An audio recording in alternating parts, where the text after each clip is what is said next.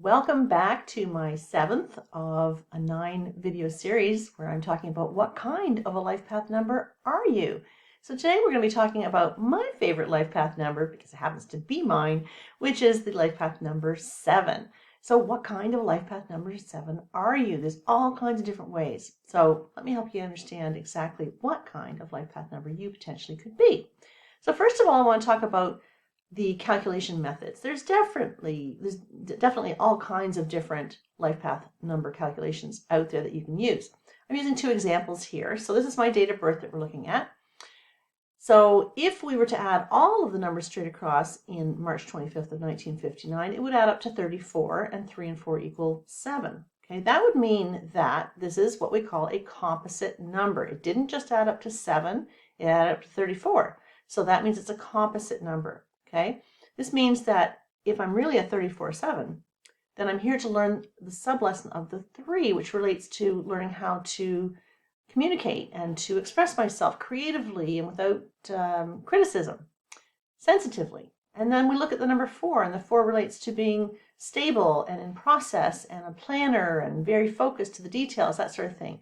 Well, you know what? I kind of feel like I've got all those things. So those lessons didn't really resonate with me. I did understand when I first learned numerology that I'm a 7 life path number. You can't take that from me. I know I'm a head case, right? That's the 7. So, but when we look at this methodology over here, this comes from the teachings of Matthew Oliver Goodwin, who was a master numerologist back in the 80s. Now, Matthew suggests because our day of birth is a core number in our 4 core numbers that we look at in numerology, he felt that we should allow that to stand out. So his theory is we break it down independently. So March would equal 3. 25th day, that's double digit. We want to add it together. 2 and 5 equals 7. And then 1959, add that all together, it comes to 24, and 2 and 4 equals 6.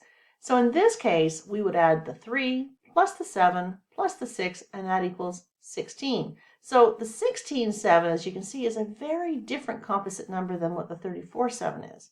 34-7 has to work on the sublessons related to the 3 and the 4. In this case, the 16-7 has the 1 and the 6. We're still trying to be a 7 here, guys, but the way we go about it is different.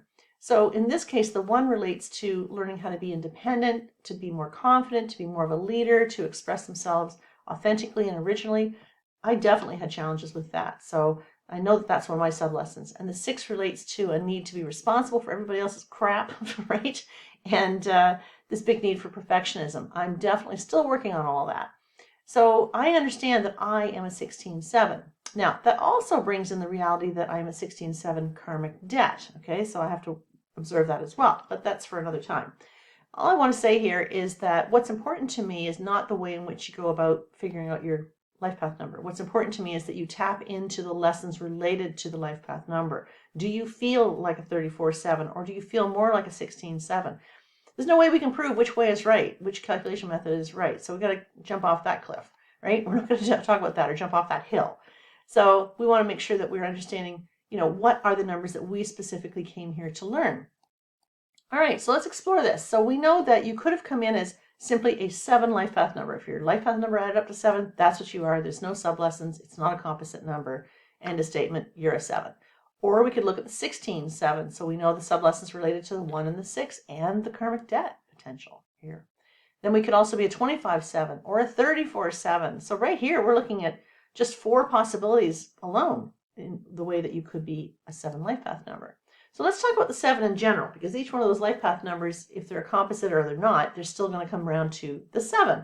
So 7s are the analysts who need to step out of their heads and into their hearts. Our full-time job is to get out of here and get into here, because the head felt decision is not one you can hang your hat on. The head felt decision is conferring with the ego to say, hey, ego, what do you think? And so the ego's like, I can't wait to mix you up. I cannot wait to have you directionless and totally confused, second-guessing everything. We don't want to talk to the ego. We want to talk to our heart. So that's a big job. It's about learning how to tap into the heart space a little bit better. We are absolutely overthinkers. Typically, the 7s tend to be more spiritual rather than being religious. They might start out with a religious background, but they typically swing around to being a little bit more spiritual. We tend to be loners. We love to work by ourselves, like to be out in nature. We need to ground because we are invested in our heads a little too much. We need time out to ground. We make great metaphysicians and spiritual teachers, and hopefully numerologists. And we've got a lot of lessons related to surrendering and trusting in something that's bigger than ourselves. So whatever the divine means to you, it's learning how to tap into something, surrender to the divine, trust that the divine always has your back. Now, if we are 16-7, so what we need to know is that the lesson that sits closest to the slash is the one you're going to feel the most. So in this particular case, 16-7, the 6 sits closest to the slash in terms of what the sub-lessons are. Okay, this is the main lesson, the 7, but the sub-lesson is the 6, and it is sitting next to the slash, so it's the one you'll feel the most. We also know that the 16-7 holds a karmic debt relating to betrayals in a previous lifetime, where we did things that caused people not to trust us. So we're coming back to work on lessons related to trust. We have to learn how to communicate a bit better or risk being misunderstood. Remember, the 7 is a head case, right? We think and we think and we think and we think. And when we're done thinking, we're probably going to think some more.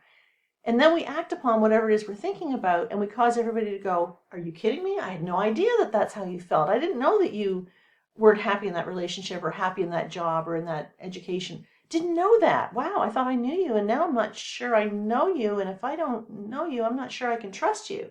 See how that rolls out? We didn't communicate effectively enough, leaving people to be surprised by our behavior, which causes a trust issue. So the sub-lesson related to the number 1 relates to learning confidence and leadership abilities, authenticity, creativity, learning how to be uniquely you, okay? The sub-lesson of the 6 relates to perfectionism, judgment, balance, and responsibility. So we really, really need to work on those things. But the biggest thing in this, guys, is learning how to trust. Learning to surrender to the divine rather than trying to make decisions from our heads all the time. That never works out well for us. Okay, now let's look at the 25-7. We know 25-7, very different than a 16-7. The 16 has to learn the lessons of the 1 and the 6. The 25-7, in order for them to be the best 7 they can be, they have to learn the lessons related to the 2 and the 5. Okay, so the sub-lesson related to the 2 is all about patience and diplomacy and partnership. And the 5 is managing their scattered energy, right? These guys just love to live for the moment, and they can be very sporadic, very erratic. You know, they need change all the time. So managing that intense need for freedom and even potential addictions can be something to look at as well. So they want to apply themselves in measured ways so that they can achieve the freedom that they're looking for. So learning how to balance the need for alone time and the cooperative partnerships is always a bit of a juggle for the 25-7. The 2 says, I have to learn how to play nice in the sandbox, and the 7 is saying, I have to learn how to be by myself. So you can see it's always kind of a bit of a juggling act. All right, now we look at the 34-7.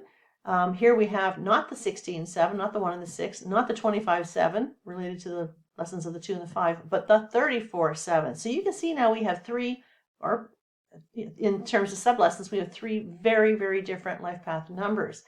So this person at the 34-7 is here to manage the sub-lessons related to the number 3, and that is about overcoming your fear of self-expression, possibly using an art form like music or public speaking or poetry, writing, anything like that. But the 4 is also related to discipline and focus and stability and process so that you can be the best 7 you can be. So it's all about learning how to express yourself with sensitivity while always looking to employ a plan to possibly share spiritual concepts. So for example, a spiritual teacher who creates a course plan would be a good example here. Somebody like Diva Pramel, okay, a very spiritual singer. You know, she had to come up with a way to express herself sensitively, creatively, create a very disciplined approach to getting that done so that she could get her music published, and so that she can be that 7, which is the spiritual teacher. All right. I hope that you're ready to learn more, because I want to teach you more, right? I have the Clarity Seekers community going. I really hope you'll check us out. We've got live classes in numerology every single month. We've got master classes, got live speakers coming in.